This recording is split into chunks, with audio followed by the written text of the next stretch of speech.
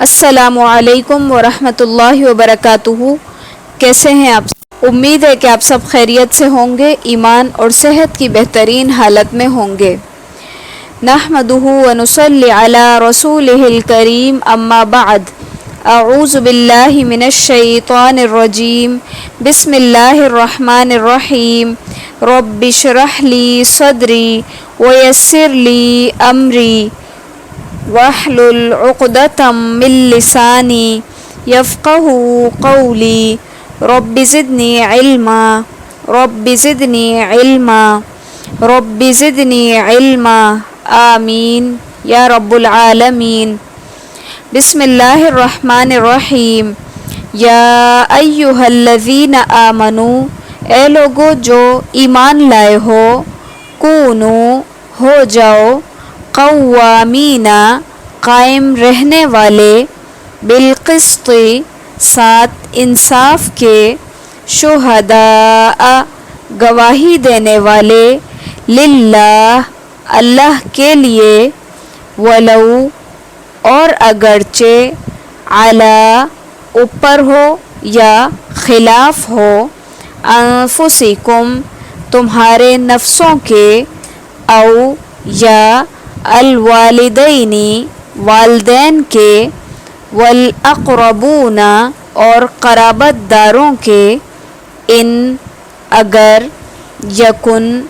وہ ہوں، غنیًا، مالدار، او، یا، فقیراً، محتاج،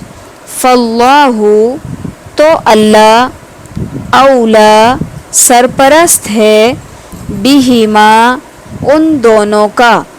فلا، تو نہ، تتبعوا، تم پیروی کرو، الہویٰ، خواہشات کی، ان، کہ نہ، تعدلوا، تم عدل کرو، وَإِن، اور اگر، تلووا، تم منہ موڑو، او تعرضوا، یا تم اعراض برتو، فإن اللہ، تو بے شک اللہ، کان، ہے، بما، ساتھ اس کے جو، تعملون، تم عمل کرتے ہو، خبیرا، جاننے والا یا باخبر۔ اس آیت میں اللہ تعالیٰ اہل ایمان کو عدل اور انصاف قائم رکھنے اور سچی گواہی دینے کی تاکید فرما رہے ہیں، اور ساتھ ہی یہ بھی کہا کہ خواہ وہ گواہی تمہارے اپنے نفسوں کے خلاف جاتی ہو، یا وہ عدل کا فیصلہ تمہارے اپنے نفسوں کے خلاف جاتا ہو، یا والدین کے خلاف جاتا ہو،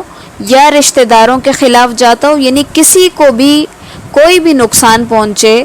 تو پہنچنے دو، لیکن تم حق بات کہنے سے نہ رکو۔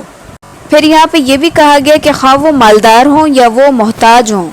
تو اللہ تعالیٰ ان دونوں کا سرپرست ہے یا ان دونوں کا ولی ہے، یعنی کسی کی مالداری کی وجہ سے اس کے ساتھ رعایت نہ کی جائے، کیونکہ ہوتا کیا ہے، بعض اوقات انسان دیکھتا ہے کہ اگلا شخص بہت مالدار ہوتا ہے تو اس کے مال کے روب میں آ جاتا ہے اور حق اور انصاف کی بات نہیں کہہ پاتا۔ اسی طرح یہاں پہ یہ بھی کہا گیا کہ اگر وہ فقیر ہوں تو ان کے فقر و فاقہ کے اوپر بھی کہیں ایسا نہ ہو کہ تمہارا جو ہے دل دکھے، اور تم سمجھو کہ کہیں ایسا نہ ہو کہ ہمارے حق اور انصاف کی بات کہنے سے کہیں ان کا نقصان نہ ہو جائے، کیونکہ بعض اوقات ایسا بھی ہو جاتا ہے کہ انسان دیکھتا ہے کہ اگلا شخص بہت محتاج ہے، اور اس کو ایسا لگتا ہے کہ اگر میں نے حق اور سچ کا ساتھ دیا تو اس کی محتاجی اور زیادہ ہو جائے گی، تو وہ چاہتا ہے کہ وہ حق اور سچ کا ساتھ نہ دے بلکہ اس غریب کو کچھ فائدہ دے دے، تو ایسا فائدہ پہنچانا بھی منع ہے۔ پھر یہاں پہ یہ بھی کہا جا رہا ہے کہ فلا تتبعوا الہویٰ، خواہش نفس کی پیروی نہ کرو، کہیں ایسا نہ ہو کہ خواہش نفس تمہیں حق اور انصاف کی بات کہنے سے روک دے۔ یہ بالکل ایسی ہی بات ہے جیسے کہ قرآن کریم میں ایک اور مقام پر اللہ تعالیٰ نے فرمایا کہ وَلَا يَجْرِمَنَّكُمْ شَنَآنُ قَوْمٍ عَلَىٰ أَلَّا تَعْدِلُوا، تمہیں کسی قوم کی دشمنی اس بات پر آمادہ نہ کرے کہ تم انصاف نہ کرو۔ پھر تلوو کا جو لفظ ہے یہ لیون سے نکلا ہے، جو تحریف اور جان بوجھ کر جھوٹ بولنے کے لیے کہا جاتا ہے۔ مطلب یہ کہ شہادت میں تحریف اور تبدیلی نہ کرو، اور اعراض سے مراد شہادت کا چھپانا اور اس کو ترک کرنا ہے۔ ان دونوں باتوں سے یہاں پہ روکا جا رہا ہے۔ اس آیت میں عدل اور انصاف کی تاکید ہے، اور اس کے لیے جن باتوں کی ضرورت ہے ان کا اہتمام کرنے کا بھی یہاں حکم دیا جا رہا ہے۔ ہر حال میں عدل قائم کرو، اس سے انحراف نہ کرو، اور کسی ملامت کرنے والے کی ملامت سے نہ ڈرو، اور انصاف کی بات کہنے میں کسی بھی طرح کا کوئی محرک جو ہے وہ اس کے اندر رکاوٹ نہ بنے، بلکہ اس کے قیام میں تم ایک دوسرے کے معاون اور مددگار بنو۔ پھر اسی طرح یہ بھی کہ صرف اللہ تعالیٰ کی رضا تمہارے پیش نظر ہو، کیونکہ اس صورت میں تم تحریف، تبدیلی اور کتمان سے گریز کرو گے، اور تمہارا فیصلہ عدل کے میزان میں پورا اترے گا۔ پھر یہ کہ عدل اور انصاف کی زد اگر تم پر یا تمہارے والدین پر یا دیگر رشتہ داروں پر بھی پڑے، تب بھی تم اس کی بھی پرواہ نہ کرو، اور اپنی اور ان کی رعایت کے مقابلے میں عدل کے تقاضوں کو اہمیت دو۔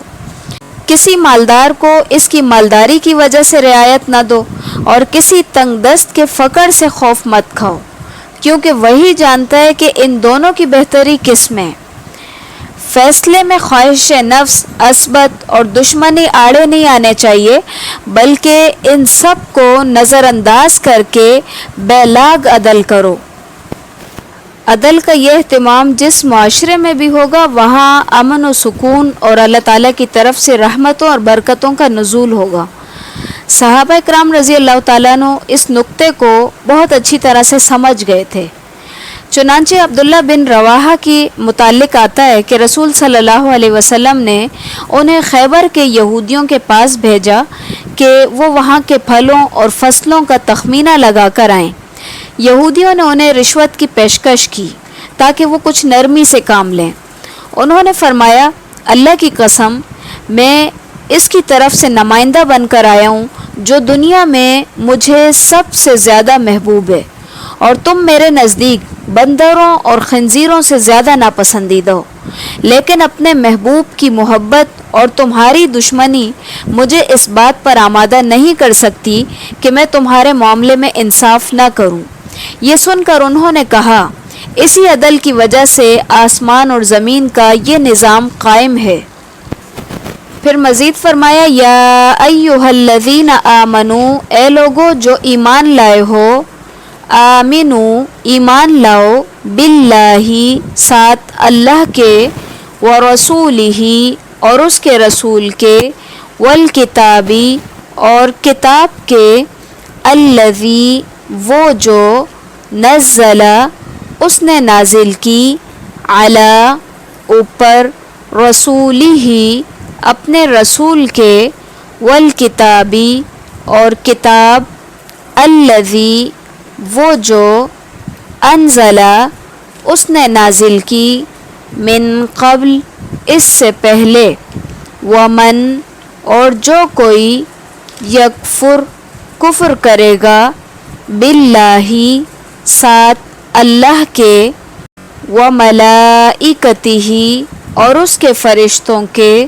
وکتبہ اور اس کی کتابوں کے، ورسلہ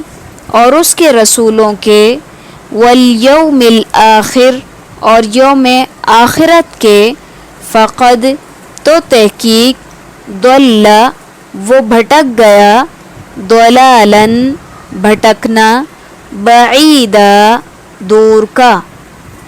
اس آیت کے اندر ایمان والوں کو دوبارہ ایمان لانے کی تاکید کی جا رہی ہے کہ اللہ پر ایمان لاؤ، رسولوں پر ایمان لاؤ، اس کے کتابوں پر ایمان لاؤ، اور ان کتابوں کے اوپر بھی ایمان لاؤ جو پہلے رسولوں کے اوپر نازل کی گئی ہیں۔ پھر یہاں پر یہ بات بھی کی جا رہی ہے کہ جو کوئی کفر کرے گا اللہ تعالیٰ کا، اس کے فرشتوں کا، اس کی کتابوں کا، اس کے رسولوں کا، یوم آخرت کا، تو ایسا شخص بڑے دور کی گمراہی کے اندر بھٹکا ہوا ہے۔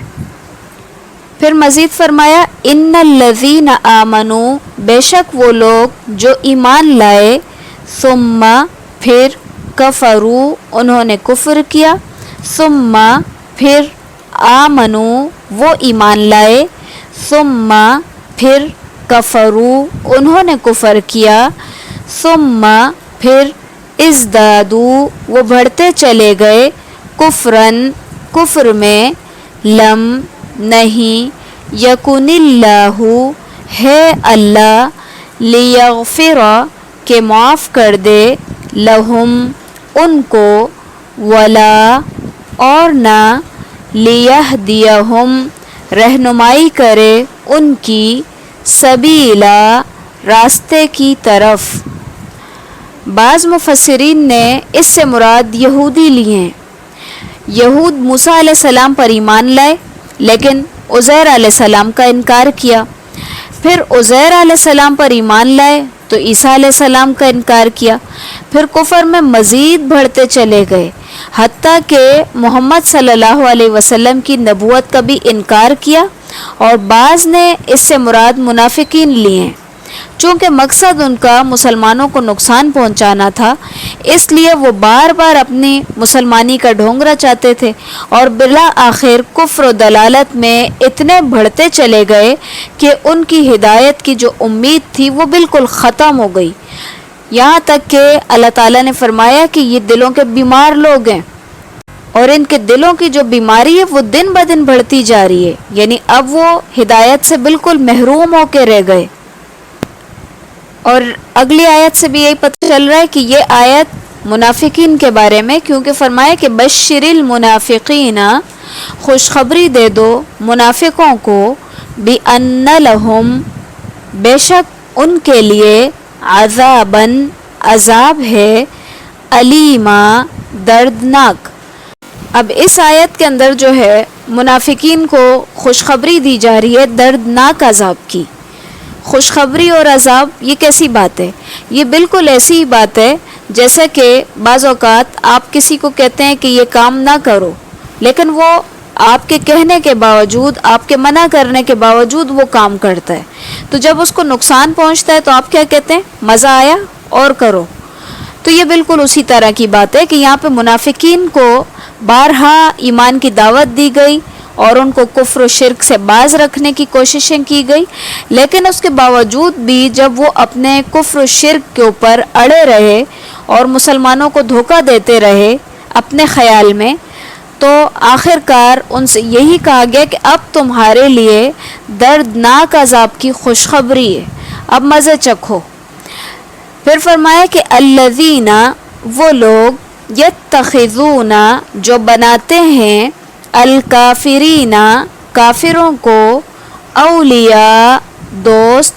من دونی علاوہ، المؤمنین مومنوں کے، ایبتغون کیا وہ چاہتے ہیں، عندہم ان کے پاس، العزت عزت، فإن تو بے شک، العزت عزت، للہ اللہ کے لیے ہے، جمیعا ساری کی ساری۔ یہ وہی مضمون ہے جو سورۃ البقرہ کے آغاز میں ہم نے پڑھا ہے کہ منافقین جو تھے وہ کافروں کے پاس جا کر کہتے تھے کہ حقیقتاً تو تمہارے ساتھ ہیں، ہم تمہارے ساتھی ہیں، تمہارے دوست ہیں، لیکن ہم مسلمانوں کے ساتھ مذاق کرتے ہیں کہ ہم ان کے ساتھ ہیں، یعنی کہ ہم تو ایمان والوں کا مذاق اڑاتے ہیں، حقیقت میں ہم تمہارے دوست ہیں۔ تو یہ اسی مضمون کو یہاں پر دوبارہ بیان کیا جا رہا ہے، اور یہاں پر یہ کہا جا رہا ہے کہ کیا یہ لوگ کافروں سے دوستی کرتے ہیں مومنوں کو چھوڑ کر؟ کیا یہ ان کے پاس عزت حاصل کرنے جانا چاہتے ہیں؟ حالانکہ عزت تو ساری اللہ کی ہے، یعنی عزت کافروں کے ساتھ دوستی اور محبت سے نہیں ملے گی، کیونکہ یہ تو اللہ تعالیٰ کے اختیار میں ہے، اور وہ عزت اپنے ماننے والوں کو ہی عطا کرتا ہے۔ دوسرے مقام پر فرمایا کہ من کان یرید العزت فللہ العزت جمیعا، جو عزت کا طالب ہے تو اسے یہ بات سمجھ لینی چاہیے کہ عزت سب کی سب اللہ تعالیٰ کے لیے، اور فرمایا کہ وَلِلَّهِ الْعِزَّةُ وَلِرَسُولِهِ وَلِلْمُؤْمِنِينَ وَلَكِنَّ الْمُنَافِقِينَ لَا يَعْلَمُونَ۔ کہ عزت جو ہے وہ اللہ کے لیے ہے، اس کے رسول کے لیے ہے، مومنوں کے لیے، لیکن منافق لوگ یہ بات نہیں جانتے،